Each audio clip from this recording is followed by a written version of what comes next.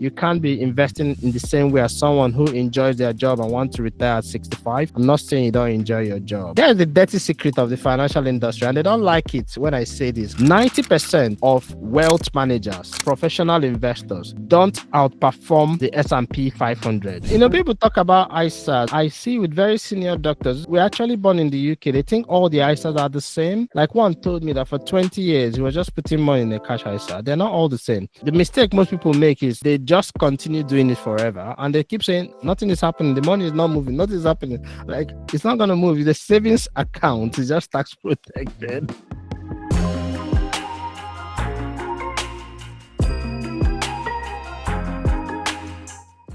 Hello, are they there? Oh my God, I'm here. I've been talking on mute. Oh, I'm so sorry. That's all right. I've been on mute. I was going to say my question is in the chat, but I'll just say quickly. I wanted to ask, my first question is, was the lifetime ISA contribution, is it part of the 20K allowance contribution? If you put some money, is it part of that? The second question is, if you have one child and you have a 2-income household, can you open 2 junior ISAs? Can your child have 2 9K pots, or is it just 1 9K pot per child? I love it. Questions. Thank you. I love it. It shows you've been paying attention. All right. And the first one is easy. Yes. So your ISA pot is your ISA pot. Yeah. You've got like 20K. So your lifetime ISA, whatever you contribute, is part of the 20K. I'm looking at your child. Yeah. So mom wants you to have 2 junior ISAs. Unfortunately, you can only have one. So it's intentional finance for parenting, basically.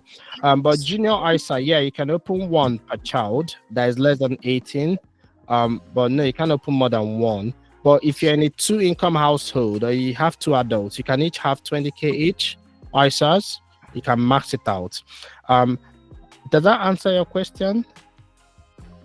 Yes. I think my husband succeeded in opening 1 junior ISA when I'd already opened the junior ISA for my daughter already. So I don't know what we should do about that. Should we just consolidate it into 1, or what should we do? Okay, that's an important question. So you can have more than 1 ISA, but you cannot exceed the allowance. Okay. So I can choose to have 5 ISAs. I can have 5 stock and shares ISAs. This wasn't possible till recently, but I can have more than 1 ISA as long as for each tax year I don't exceed that 20K or 9K. That makes sense, right? And don't forget, if you opened it before April 6, you have a new allowance. From April 6 is the new tax year, so don't worry about it. You can just open a new one after that. Okay. Yeah. But again, just very quickly, doctor, please. The government addition to your lifetime ISA, what they put in, is that also part of it? No, it's not part of it. The ISA only calculates what you put inside, not what it becomes. Because obviously, for instance, if I put in 20K and it's growing to 45K, they shouldn't penalize me for that. That makes sense? Right. I know the battle you're fighting. I've got a toddler too, so yeah. So can I just say quickly, the tax year starts April 6th and ends April 5. So it's really quite important to know these things, because that determines when you can open an ISA. The second thing which I forgot to mention is really important, is that you want the lowest fee possible.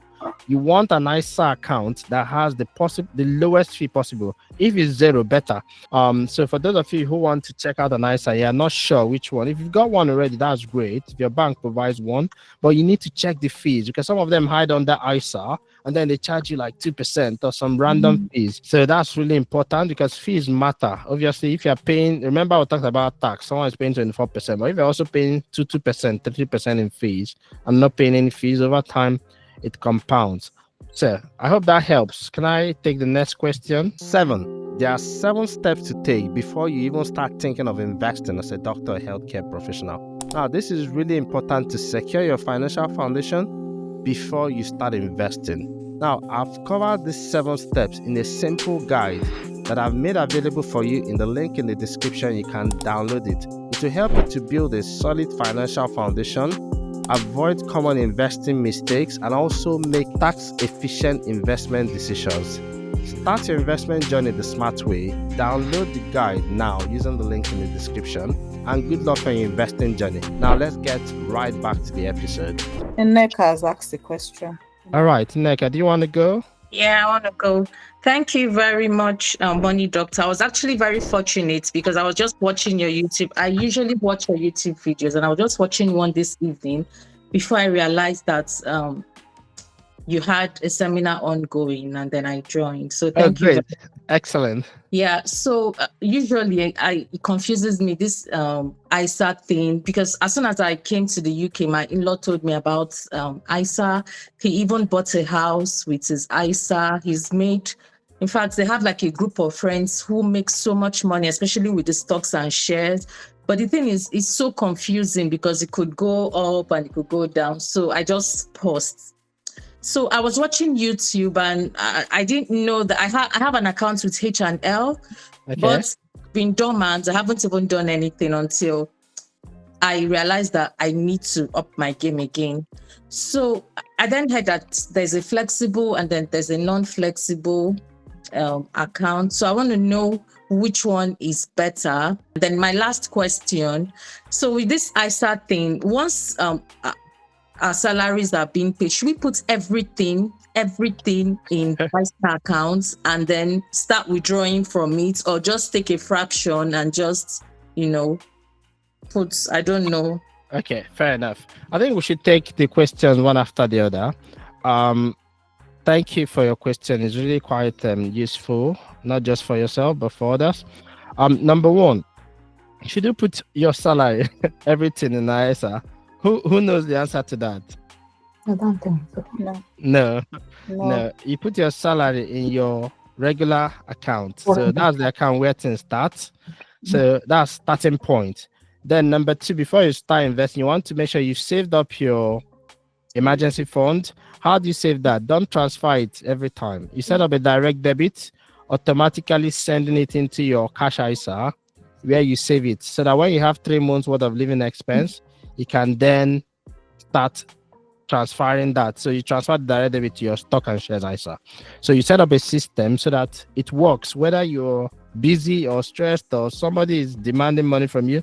There's a system in place. That makes sense so far, right? Does that make sense, Nneka, so far? No, so the emergency account should also be ISA. Is that what you're saying? Yes. So the emergency account is a savings account.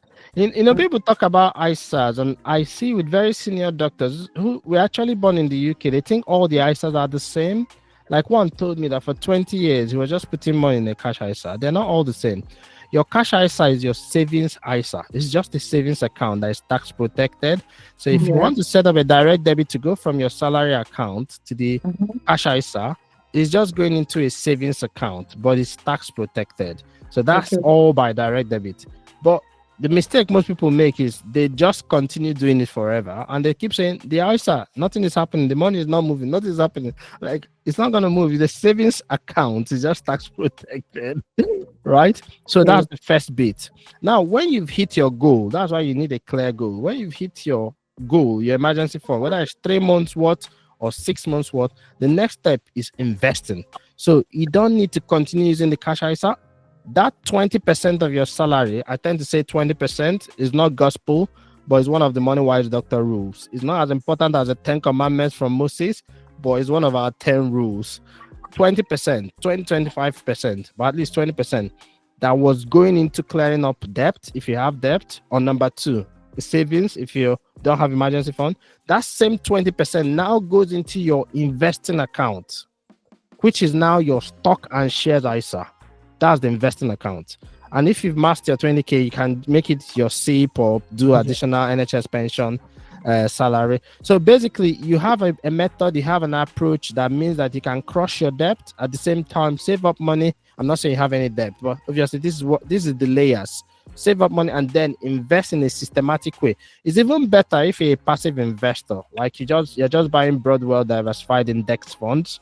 So you're not doing any fancy thing. That means you can also set up the automation, which is one of the things we do in the 4 weeks investment deep dive. But you can set up the automation that the money goes out from it automatically every month and buys whatever you want. So that means you're investing on demand, you're investing automatically, and it's running in the background like software. You don't have to even think about it. I know a lot of doctors in the mastermind community that have done this, and people that are not even in the mastermind. Obviously, myself, because I'm a value investor, I buy bargains. So sometimes I'm looking for, oh, is the market down? I'm going to buy and all that kind of stuff. But most people, 95% of doctors don't need to do that. You can invest automatically, set it up passively, but basically understand what each ISA does, what each of them does. They all do different things, but the maximum you can put in every single one of the ISAs, even if you have multiple lifetime ISA, multiple stock and shares ISA, is 20,000 for now. Does that help at all? Yes, it does. Yes. Excellent. And thank you for that question. You had a second question.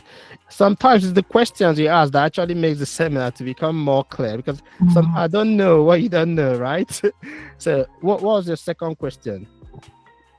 I said a flexible, well, it's a cash ISA, a flexible cash ISA and a non-flexible. Does it matter or? Right. So a flexible or non-flexible, I don't think it matters much, but just to know the differences, right? A flexible cash ISA means that if you pay money into it, once you pay money into your cash ISA, it's considered like, let's say you've paid in 1K, you've used 1,000 out of your allowance. So basically you have 19,000. But the flexible one allows you to take out the 1K and bring back a 1K again. You can pay another 1,000 pounds. It just says, okay, it's fine. NEC has only used 1K. But in a non-flexible one, you've used 2K because you've paid in twice, right? I don't really think it should matter so much, because your emergency fund is for emergencies. It's not the type of money you want to need every day. It's like life insurance. Someone says, I hope my life insurance is a waste. I say, okay, good. That means I don't die before the life insurance runs out, okay? Because if it's a waste, it means I just paid this life insurance, then I got to 65 and I didn't die, so my family didn't get life insurance. Okay, that's good. I live to 65. That's the whole point. Your emergency fund is for an emergency. If there's an emergency, you get to use it. So I don't want to sweat the small stuff. Again, that's our approach to finance. We do 80-20. Because some people say, I'm not investing in crypto, I'm not investing in this, I'm not investing in that. I'm like, no. There are 80-20. There are 80% of things there are 20% of things that do the heavy lifting for you. And that's getting out of debt, saving an emergency fund, and investing passively over the long term.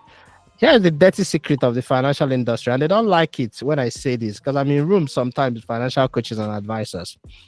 90% of wealth managers, professional investors, don't outperform the S&P 500. So S&P 500 is like a group of stocks, a basket of stocks, where you're saying, I don't know which stock will do well. So what I'm going to do, I'm just going to buy the 500 of the top biggest. I'm not saying that's what you should do, but it's passive investing. Top 500 companies in the US.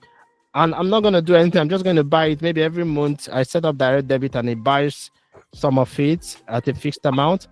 You will outperform 90% of active people wearing tie, using computer algorithms, doing different things, keeping up with financial times.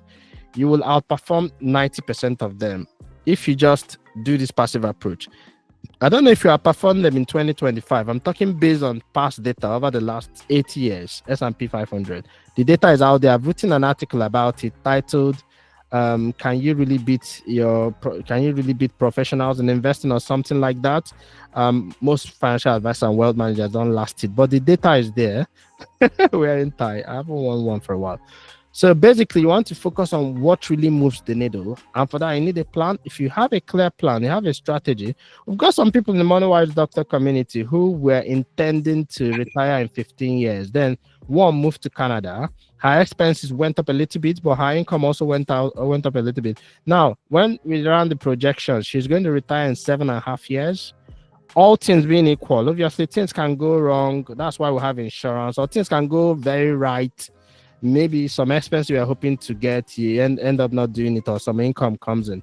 So just having that clear plan is what really matters. For instance, if you want to retire at 50 years, you can't be investing in the same way as someone who enjoys their job and wants to retire at 65.